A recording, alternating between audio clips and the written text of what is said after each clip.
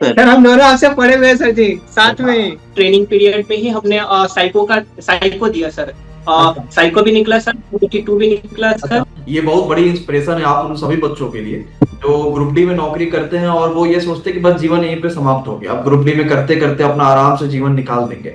बहुत कम बच्चे नौकरी के बाद पढ़ पाते हैं।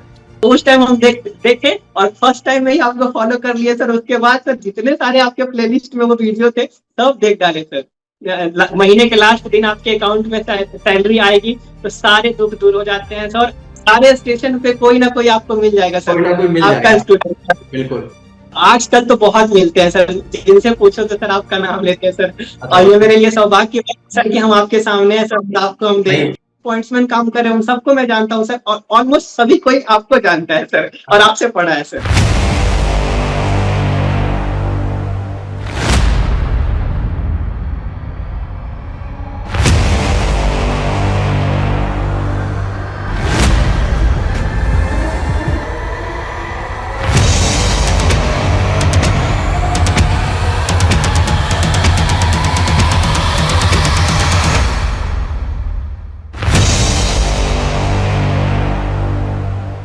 क्या हाल है भाई अभिषेक जी?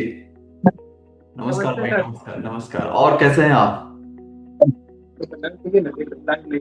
नमस्कार भाई, नमस्कार। कैसे हैं भाई आप लोग? बढ़िया सर। सर हम दोनों आपसे पढ़े हुए हैं सर जी, साथ में। और बहुत अच्छा लग रहा है कि वर्दी में आप लोग हैं। तो अभी क्या ड्यूटी से तुरंत आ रहे हैं क्या? आज ड्यूटी थी? सर ड्यूटी से हम आए हैं, उनको बताए हैं कि थोड़ा सा मुझे लेट होगा। और आपके साथी का क्या नाम है? बताइए, आप आइए ना, प्रॉपर इधर आइए।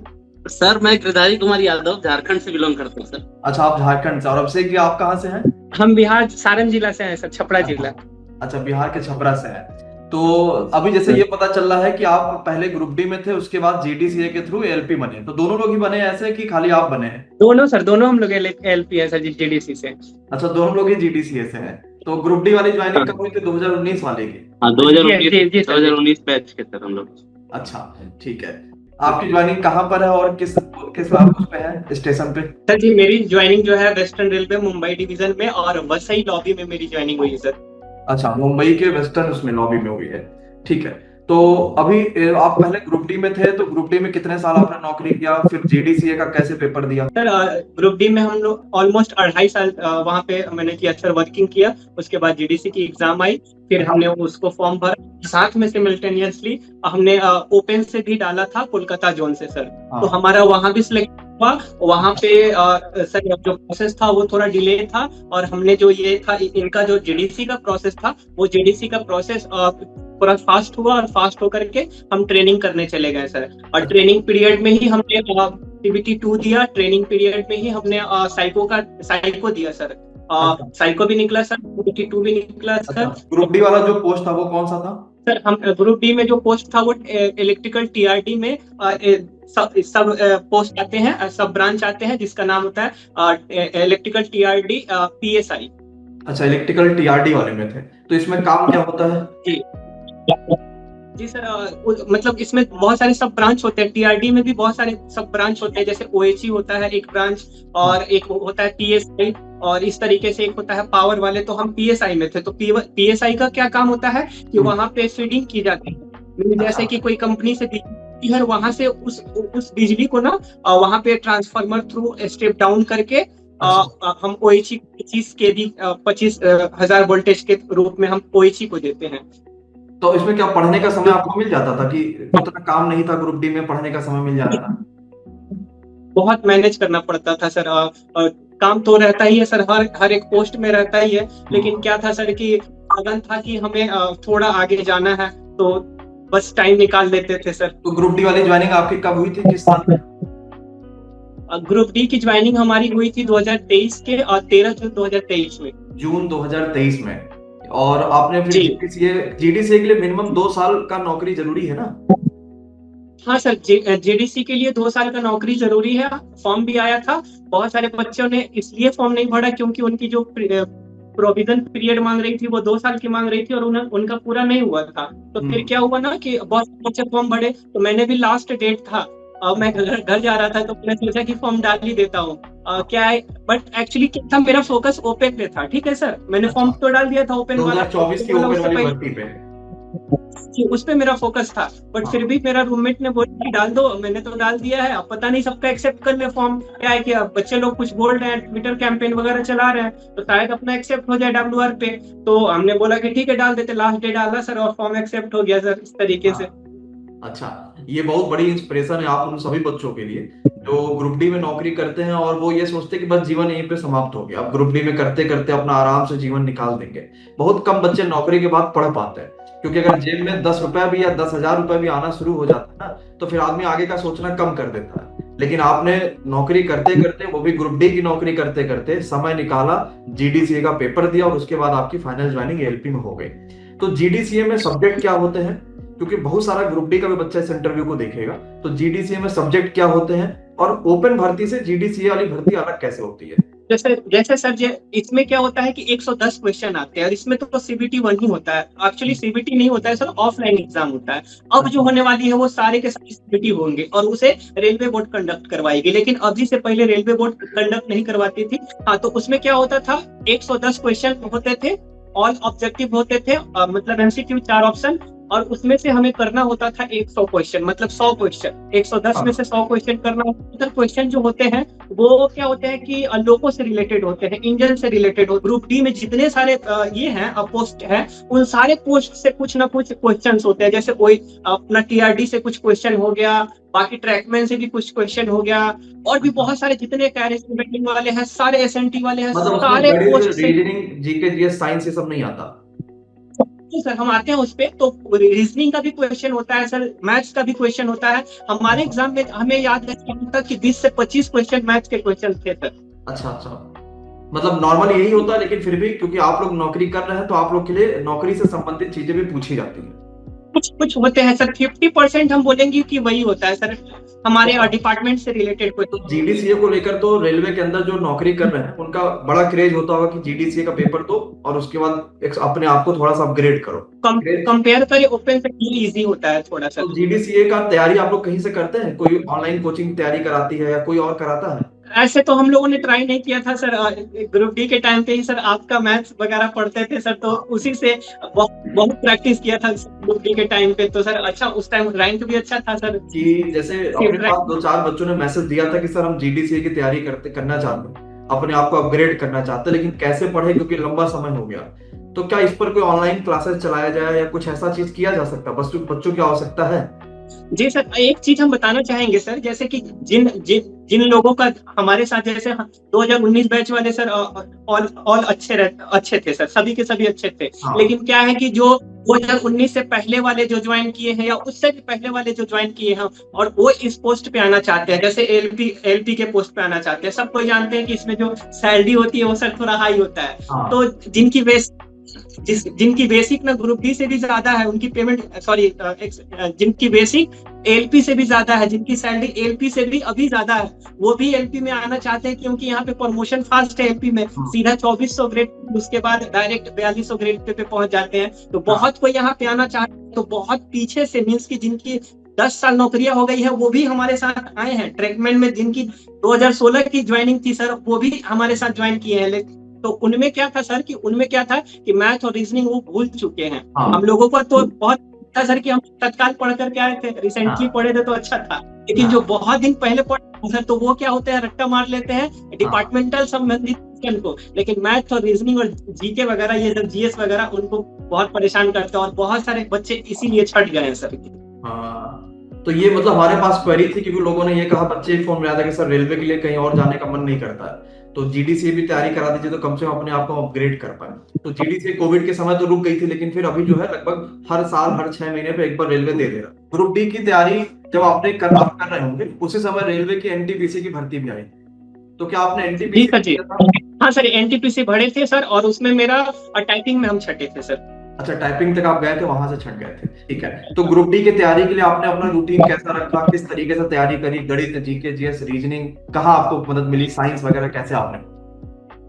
सर देखिए, क्या है ना सर कि हम अपने पढ़ाई के साथ टीचिंग भी करवाते थे, तो जो बेसिक चैप्टर होते थे मुझे समझ में आ जाता था, और उसके क्वेश्चन मैं थोड़े टाइम कर लेता था, थोड़े ज्यादा टाइम में कर लेता था। लेकिन फिर मुझे ऐसा मॉक वगैरह लगाते थे, और मॉक के बाद हम जो एग्जाम में क्या होता है सर, मॉक जब भी लगाते थे ना, तो हम क्या करते थे, खुद से कुछ टाइम हम खुद से ले लेते थे पॉज करके इस तरीके से। लेकिन जब हम एग्जाम में बैठे तो इस तरीके से एग्जाम में बैठते थे तो सर मैनेज नहीं होता था टाइम। तो फिर मुझे रियलाइज हुआ कि मुझे ना अपने बेसिक पे ज्यादा कॉन्फिडेंस नहीं रखना चाहिए, मुझे बेसिक के साथ मुझे शॉर्ट ट्रिक भी अपनाना पड़ेगा। तो फिर उस टाइम में मैंने सर्च किया सर रैंडमली, आपको नहीं जानता था सर, लेकिन फिर रैंडमली सर्च किया सर, जैसे हम टॉपिक सर्च करते थे कि जो डिसऑनेस्ट कीपर वाला होता है, इस तरीके से परसेंटेज में सर इलेक्शन बेस्ड होता है, तो इस टाइप के मैं टॉपिक किया था सर कि ये वाले मुझे बहुत ज्यादा परेशान करते हैं, क्वेश्चन 2-2 मिनट लगता है। तो फिर वहां पे आप ना शॉर्ट चलाते थे सर, तो उस टाइम हम देखे और फर्स्ट टाइम में ही आपको फॉलो कर लिए सर। उसके बाद सर जितने सारे आपके प्लेलिस्ट में वो वीडियो थे सब देख डाले सर। अच्छा, और मुझे बहुत फायदा, तो गणित में यानी आपको फायदा मिला। बिल्कुल बहुत सारे फायदे मिले सर हमें। साइंस आपने कैसे मजबूत किया? विज्ञान का सब्जेक्ट सर, एक्चुअली हम खुद ये साइंस और मैथ्स पढ़ाते थे सर, तो वहाँ से बेसिक बहुत अच्छी तरीके से पढ़े थे सर, तो वहाँ से मुझे फायदा मिला था सर। अच्छा, आप साइंस और मैथ का विषय खुद भी पढ़ाते रहे थे, चलिए बहुत जी अच्छा। जी बिल्कुल। तो ग्रुप डी में आपने लगभग 2.5 साल नौकरी किया टीआरडी वाले पोस्ट पर, और उसमें जी सैलरी जी आपकी बिल्कुल। लगभग कितनी रही? 1 या 2 प्रमोशन भी लग गए होंगे। जी सर, 2 प्रमोशन हमारे लगे थे सर। स्टार्टिंग में जो मेरी सैलरी थी सर, वो एक्चुअली हम मुंबई डिवीजन में वर्क करते हैं, तो यहाँ पे एचआरए जो होता है, हाउस रेंट अलाउंस जो होता है, वो 30% मिलता था सर। तो उसको लेकर के हमारा 35,000 के करीब हमारी सैलरी, नेट सैलरी आती थी, ठीक है, बेसिक प्लस डीए वगैरह सारे अलाउंसेस मिला के। लेकिन दो इंक्रीमेंट लगने के बाद हमारी जो सैलरी हो गई थी 41,000 तक हो गई थी। ये इस वजह से था क्योंकि एचआरए वहां पे ज्यादा था। जी, एचआरए 30% एचआरए था। हाँ, यानी नॉर्मली देखा जाए अगर ग्रुप डी में कोई बच्चा नौकरी करता है तो लगभग 35,000 के आसपास उसकी तनख्वाह बन जाएगी। जी बिल्कुल बिल्कुल बिल्कुल, वो किसी भी सिटी में काम कर रहा है तो हाँ। स्टार्टिंग उसकी 32-33 तक उसकी सैलरी हो जाएगी सर। और आपकी एएलपी में कितना समय हो गया ज्वाइन करे हुए? एएलपी में मुझे 6 मंथ, अराउंड 6 मंथ हो चुके हैं ज्वाइन किए। ग्रुप डी से एएलपी तक का सफर सैलरी में कितना अंतर आपको दे गया है? बहुत ज्यादा है sir, almost 2 times sir, double sir. तो डबल लगभग सर। आप यहाँ पे 70-75 की सैलरी उठा रहे हैं। जी बिल्कुल सर जी। तो एएलपी में एक तो फिक्स सैलरी आपकी होगी, दूसरा आपको क्या फायदे मिलते हैं? जी सर, सैलरी जो होता है वो बेसिक डीए और जो अलाउंसेस होते हैं वो तो फिक्स होते हैं, बट किलोमीटर अलाउंसेस फिक्स नहीं होता है। किलोमीटर क्या है कि जैसा आपका महीना गुजरा, जिस महीने में आपने ज्यादा किलोमीटर, आपने लंबी ट्रिप मारी या शॉर्ट ट्रिप मारी, तो वो ट्रिप पे डिपेंड करता है आपके किलोमीटर अलाउंसेस, और उससे आपकी सैलरी भी पर किलोमीटर असिस्टेंट लोको पायलट को कितना मिलता है? असिस्टेंट लोको पायलट का अभी एक सर ये नोटिस आई है, और नोटिस आने से पहले सर पर किलोमीटर 3.76 रुपया मिलता था सर। ठीक है, और अभी नोटिस पे अभी जो नोटिस आई है उसपे 4 रुपया 30 पैसा हो गया है सर। अभी एक नोटिस आई है और बढ़ करके अब पर किलोमीटर 4 रुपया 30 पैसा, मतलब पर 100 किलोमीटर पे 430 रुपया मिलेगा। और आप एक दिन में यानी 24 घंटे में कितना किलोमीटर सफर कर सकते हैं? कुछ उसकी बाउंडेशन भी होगी ना कि इससे ज्यादा नहीं कर सकते या इतना करना ही करना होगा? सर किलोमीटर पे कोई बाउंडेशन नहीं है सर। अपना जो सेक्शन है, सारे डिवीजन में सारे डिवीजन के सारे लॉबीज का सेक्शन बांटा रहता है सर। तो हम जिस लॉबी में आते हैं, हम मुंबई डिवीजन वसई लॉबी में आते हैं, तो हमारा जो डिवीजन पड़ता है वो मैक्सिमम हम गुड्स ट्रेनों को लेकर के और बड़ोदरा तक जा सकते हैं सर, वसई से बड़ोदरा। अच्छा, वसई से बड़ोदरा ही आप जा सकते हैं। कितना किलोमीटर है लगभग? ये किलोमीटर जो होता है सर वो 344 किलोमीटर होता है, लेकिन इस पे भी परसेंटेज ऐड किया जाता है सर। गुड्स में क्या होता है ना कि रेलवे क्या कहती है कि जब तक आप गुड्स या तो असिस्टेंट हो गुड्स में या फिर आप लोको पायलट हो, तब तक आपको जैसे 100 किलोमीटर आप वर्किंग किए तो 100 नहीं मिलेगा, 100 का 10% मिलेगा एक्स्ट्रा, तो 110% मिलेगा। अगर आप मालगाड़ी चलाते हैं तो मीन्स कि 100 से तो 10% उसके आपको ऐड हो जाएंगे उसमें।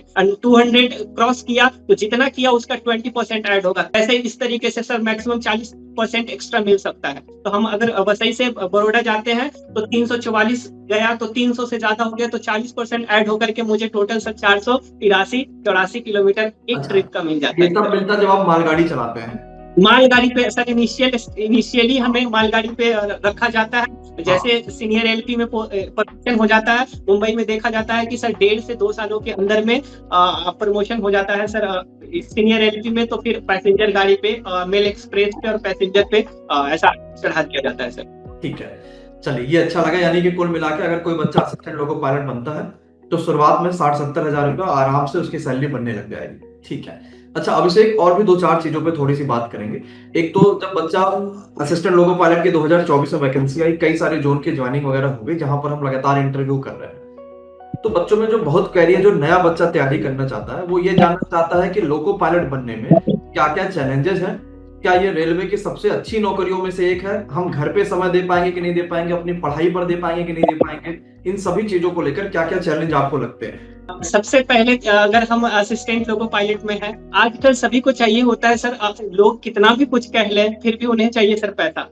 हाँ तो सर कितना भी कुछ कह ले कि हाँ लोको पायलट ऐसा है, उनकी नींद पूरी नहीं होती है, रात को कॉल आ जाते हैं, और भी बहुत सारे सर ब्लेम डालते हैं कि लोको पायलट के पोस्ट ऐसे हैं। लेकिन जब आपको महीने के लास्ट दिन आपके अकाउंट में सैलरी आएगी तो सारे दुख दूर हो जाते हैं सर। और घर पे पैसा भेजिए तो अलग सा इज्जत, हर एक चीज आपको एक प्राउड फील होगा कि सर हम इतना अपने फैमिली के लिए, अपने रिलेटिव्स के लिए कर पा रहे हैं, तो इससे बड़ी क्या है सर। तो वो चीजें अच्छा फील होता है सर। रह गई बात कि आपने पूछा कि सर इस पोस्ट पे रह करके हम आगे की तैयारियां कर सकते हैं कि नहीं, तो मैं बता देता हूं सर कि पिछले 2024 वाली आरआरबी जेई में मेरे CBT 1 में 81 मार्क्स था सर, और मैं कोलकाता बोर्ड से ऑल पोस्ट के लिए क्वालिफाई हुआ था सर। जो सबसे लोएस्ट जो पोस्ट की कट ऑफ गई थी उसमें 20 मेरिट इंडेक्स कम रही थी, जिसकी वजह से मैं CBT 2 क्वालिफाई नहीं कर पाया था। इस बार भी CBT 2 दिया हूँ और इस बार मेरे सर 71 मार्क्स आ रहे हैं कोलकाता बोर्ड से। पढ़ने की इच्छा है तो हम कोई भी नौकरी करते पढ़ लेंगे हम जरूर। अगर पढ़ना ही नहीं चाहते तो हम बहाने बनाते रह जाएंगे कि ये नहीं है वो नहीं है। क्या ऐसा लगता है कि रेलवे में लोको पायलट की कमी है, रेलवे कम लोगों से ज्यादा काम करा रहा है, या बहुत सारे जो सवाल आते हैं? जी बिल्कुल सर, बताना चाहेंगे कि रेलवे में अगर सबसे ज्यादा किसी पोस्ट की कमी है तो वो एलपी की कमी है सर। अच्छा हाँ, क्योंकि हम देख रहे हैं कि अभी तक 3-4 जो जीडीसी कंडक्ट करवाई है रेलवे बोर्ड ने, तो वहाँ पे सबसे ज्यादा जो वैकेंसीज आती है वहाँ पे सबसे ज्यादा एलपी की पोस्ट होती है सर। अच्छा, जैसे सेंट्रल रेल 24 अप्रैल को वैकेंसी आई है, उसमें शायद 2424 टोटल वैकेंसी थी, उसमें से 900 प्लस एलपी की वैकेंसी थी। अब से जो नए बच्चे हैं, जैसे एलपी की वैकेंसी का जो नया फॉर्म आ रहा 15 मई को 11,127 वैकेंसी उसमें आएंगी, तो जो नए बच्चे हैं उनको आप क्या कहना चाहते हैं कि वो किस तरीके से तैयारी करें, किन चीजों पर ज्यादा फोकस करें? क्योंकि आपने पिछले बार ग्रुप डी में बढ़िया नौकरी हासिल करी, आपकी ऑल ओवर में अच्छी रैंक आई, इसके अलावा आप एनटीपीसी के टाइपिंग तक पहुंचे, तो नए बच्चों के लिए आप क्या सजेशन देना चाहते हैं? कैसे पढ़ें, किस तरीके से पढ़ें, कहाँ भरोसा करें? जी सर, हम कहना चाहते हैं कि देखिए एएलपी का जो सिलेबस है ना बाकी एग्जामों से थोड़ा बढ़िया है सर। ये बहुत अच्छा सिलेबस है सर। इसमें क्या होता है कि बहुत ज्यादा आपको जीके नहीं पढ़ना होता है। लोग बच्चों को सबसे ज्यादा जो डाउट होते हैं, जिनका थोड़ा बहुत बेस क्लियर है, उनको सबसे ज्यादा प्रॉब्लम जो होती है सर वो होता है जीके। तो अगर आप जीके से बचना चाहता है तो एएलपी एक नंबर उसके लिए नौकरी है सर। हर एक चीज यहाँ मिल जाएगा आपको, इज्जत पैसा हर एक चीज मिल जाएगा। तो सर हम कहना चाहते हैं कि यहाँ पे आप मैथ्स कर लीजिए सर, रीजनिंग कर लीजिए सर, और साइंस कर लीजिए। आपका करंट अफेयर नहीं है तब भी आपका हो जाएगा सर, एक बार आप साइंस बढ़िया से कर लीजिएगा सर। हाँ, ये बात तो वही सही है कि क्योंकि करंट अफेयर्स के मुश्किल से 10 क्वेश्चन आने, तो आप उसमें बहुत एफर्ट ना डालिए, आप बल्कि वही चीज अपनी गणित, रीजनिंग और साइंस पर मजबूती में लगा दीजिए। तो आप अपने क्लास से जुड़े थे, वही वीडियो आप सर्च कर रहे थे तो आपको एमडी क्लास मिल गया? जी बिल्कुल बिल्कुल, हाँ सर, हम टॉपिक सर्च कर रहे थे कि जो हमारा बिग टॉपिक है तो वो हम सर्च किए तो सर आपका वीडियो मिला। फिर आपका वो वीडियो मुश्किल से 10 मिनट ही देखे होंगे, तब तक मुझे ऐसा लगा सर कि ये मेरे लिए काम का है सर। मैंने फॉलो किया और प्लेलिस्ट में जितनी सारी वीडियोस थी वो हम कुछ ही दिनों के अंदर सारे वीडियोस हम देख लिए सर। तो अगर आपसे कोई भाई बहन आपके पूछते तो आप उनको एमडी क्लासेस बताते हैं कि यार एमडी क्लासेस से पढ़ाई कर लो या यहाँ से पढ़ाई कर लो? किसी ने आपने पूछा या कोई आपका और साथी मिला जो एमडी क्लासेस से पढ़ाई किया हो? हाँ सर, आजकल तो बहुत मिलते हैं सर, जिनसे पूछो तो सर आपका नाम लेते हैं सर। और ये मेरे लिए सौभाग्य सर कि हम आपके सामने हैं सर, आपको हम देखें। और अभी तो ट्रेन से हमने यात्रा बहुत कम कर दिया, लेकिन हमने सोचा है कि धीरे धीरे हम ट्रेन से यात्रा शुरू करेंगे और हर स्टेशन में पहुंचेंगे तो जरूर कहीं ना कहीं मैसेज डाल देंगे कि हम इस स्टेशन पर आ रहे हैं। तो अगर आप लोग से मुलाकात हो जाए तो वहां भी मुलाकात करेंगे। सारे स्टेशन पे कोई ना कोई आपको मिल जाएगा सर, कोई ना कोई मिल आपका स्टूडेंट। बिल्कुल बिल्कुल सर, हमने आखिरी जो ट्रेन से सफर किया होगा लगभग 4-5 साल हो गए होंगे, क्योंकि कोई बड़ी दूरी अगर रहती है तो वो ट्रेन से ना करके फिर हम लोग आगे जाने का सोचने लग जाते हैं। लेकिन फिर भी अब थोड़ा ट्रेन से यात्रा करेंगे और सबसे मुलाकात अब करेंगे। पर्सनली हम बताना चाहेंगे कि मुंबई में जितने सारे स्टेशन है, एज एलपी का फर्ज होता है कि सारे स्टेशनों का नाम याद रखना सर। तो हमने जितने सारे यहाँ के स्टेशन है, जो मुंबई सबअर्बन का स्टेशन है, जितने सारे, जैसे बांद्रा हो गया, अंधेरी हो गया, दादर हो गया, जितने सारे स्टेशन है, वहाँ पे सारे जो भी पॉइंट्समैन काम कर रहे हैं उन सबको मैं जानता हूँ सर, और ऑलमोस्ट सभी कोई आपको जानता है सर, और आपसे पढ़ा है सर। नहीं, ये तो आप लोग का भाई प्यार है। और कुछ ऐसी बातें जो लाइफ चेंजिंग आपके जीवन में रही हो, जो आपको लगा यार ये पूरी तरीके से जीवन बदल गया, क्योंकि हर नौकरी जब बच्चा पाता है ना, तो घर में कुछ ऐसी परिस्थितियां होती हैं या कुछ ऐसी भी चीज होती है जिसकी वजह से जीवन परिवर्तन। ये अभी आपका क्या कमरा है क्या ये? हाँ सर, ये हमारा रूम है सर, और ये बगल में स्टडी टेबल दिख रहा है सर। अच्छा, वो पीछे आपने नोटिस किस चीज का लगाया है? सर ये जैसे कुछ नोट्स वगैरह कुछ भी लिखना होता है, तो अभी तो यहाँ नहीं है सर, अभी मैं यहाँ से रिमूव किया हूँ। तो यहाँ पे सर कुछ भी ऐसे नोट्स होते हैं जो मुझे ऐसा लगता है कि ये बहुत ज्यादा इंपॉर्टेंट है, तो मैं इस तरीके से चिपका देता हूँ स्टिकी नोट्स बना के सर। अरे वाह, चलिए अब सोचिए, ये बहुत मोटिवेशन वाली बात है सच में, कि बहुत कम बच्चे मिलते हैं जो अपने आप को अपग्रेड करने का इतना जज्बा रखते हैं। नॉर्मली बच्चा यही होता है कि वो अपग्रेड नहीं करना चाहता, वही सोचता है कि चलो प्रमोशन होगा 1 साल में, 1.5 साल में, 2 साल में, जैसे जैसे बढ़ते चलेगा वो बढ़ते चलेंगे। पिताजी क्या करते हैं आपके अभिषेक? पिताजी ड्राइवर थे सर, टैक्सी चलाते थे कोलकाता में सर। अच्छा, कोलकाता में चलाते थे, तो अभी चलाते हैं? अभी कैसा क्या काम करते हैं? जब से जॉब हुई है तब से सर उनको घर पे बैठा दिए सर। उनको आपने कोलकाता कहा भाई आप घर पे बैठे, अब टैक्सी क्या हो सकता नहीं। माता जी हाउस वाइफ होंगी? जी, मम्मी हाउस वाइफ है। और आपको बताना चाहेंगे सर, आपने पूछा कि मतलब कैसे आपने किया, तो सर सब मुझे आज, मैं कभी भी अपने स्टडी टाइम पे कोई मोटिवेशन वीडियोस नहीं देखता था सर। मुझे ऐसा फील होता था, हाँ मेहनत तो करता था सर, लेकिन एक बैकग्राउंड से आता हूँ, एक ऐसे मतलब कोई शहर नहीं है सर, छोटा सा गांव है, वहां से आता हूँ। तो वहां पे क्या है सर कि अच्छे स्कूल से पढ़ा नहीं हूँ, सरकारी स्कूल से पढ़ा हूँ, तो सर क्या है कि बहुत ज्यादा इंटेलिजेंट नहीं था, लेकिन मेरे मन में ये था कि मैं पढ़ के तो एक ना एक दिन सारे कवर कर लूंगा सर, तो फिर तो मेरी नौकरी हो ही जाएगी ना। तो मैं ये सोचता था कि कैसे जल्दी से सब चीज कवर करूं, और मैं कोई मोटिवेशन नहीं लेता था सर, सिर्फ अपने मम्मी पापा को देखता था कि बस उनको सुख दिलाना है। मेरे जो पापा है वो 60 साल के एज में भी लाइसेंस को रिन्यू करवा करके और गाड़ी चला रहे हैं, तो मेरा फर्ज एक ही बनता है कि मैं उनको अब रेस्ट दूं सर। तो इसलिए सर मेरे मम्मी पापा को ही देख करके मैं मोटिवेट होता था सर। आपकी जब पहली सैलरी आई थी या जब आपकी नौकरी लगी, तो आपने सबसे पहले किसे बताया था और कैसा रहा फिर माहौल? सबसे पहले मैंने अपने मम्मी को बताया था सर कि देखिए मेरी जो मेरिट है वो आ गई है और अब मेरा जॉब हो जाएगा। फिर उसके बाद बताया, फिर छोटे भाई को बताया, और इस तरीके से सर बहुत अच्छा फील हुआ सर। ऐसा लगा कि मतलब मैंने तो खूब रोया सर, बहुत रोया। फिर छोटे भाई को कॉल किया कि देखो इस तरीके से मेरा मेरिट लग गया है, और वो बहुत खास पल था सर, क्या बताऊं, मैं एक्सप्लेन ही नहीं कर सकता हूँ जब मेरी फाइनल मेरिट लगी थी सर। अब से अभी आपकी शादी हो गई कि नहीं हुई अभी? नहीं सर, शादी नहीं करूंगा सर, अच्छे पोस्ट पे चले जाऊंगा तो सर शादी करूंगा, थोड़ा सा अच्छा ड्रीम है सर। अच्छा, अभी शादी नहीं करना। तो घर आप कैसे जाते हैं, कब जाते हैं घर? एक्चुअली क्या है सर कि ये सारी चीजें डिपेंड करता है, छुट्टी वाला जो सब कोई बोलते हैं ना कि ये जो एलपी में छुट्टी है बहुत कम मिलती है, लेकिन इसमें भी लॉबीज पे डिपेंड करता है कि आपके लॉबीज में CTCC कौन बैठे हैं। तो CTCC अगर बहुत अच्छे बैठे हैं तो उनको वो बराबर छुट्टियां देते रहते हैं। जैसे हमारे यहाँ जो सर हैं वो बहुत अच्छे हैं सर, वो छुट्टियां देते रहते हैं और मैं घर जाते रहता हूँ सर। अभी रिसेंटली होली पे। चलिए भाई, बहुत अच्छा है। और अभिषेक, आपसे बात करके वाकई में बहुत मजा आया, और अच्छा लगता है कि जब ऐसे बच्चे मिलते हैं जो इतनी मेहनत करते हैं, इतना समर्पण दिखाते हैं, ये बहुत अच्छा लगता है। तो ऐसे ही आप मेहनत करते रहिए। जीवन भगवान से यही आशा है कि आपने जो सोचा है, जिस ड्रीम पर जाने को सोचा, वो आपको जल्दी मिल जाए और आप अपने जीवन में और आगे बढ़े। बाकी कहीं भी कुछ भी चीज की आवश्यकता होगी, हम आपके साथ व्हाट्सएप नंबर पे अपना शेयर कर देंगे। तो हमें भी किस चीज की आवश्यकता होगी, आपको भी कुछ जानना पूछना होगा, तो जरूर मैसेज करिएगा। ठीक है, चलिए भाई, बहुत बहुत धन्यवाद Abhishek. Thank you so much to all of you. बहुत बहुत धन्यवाद।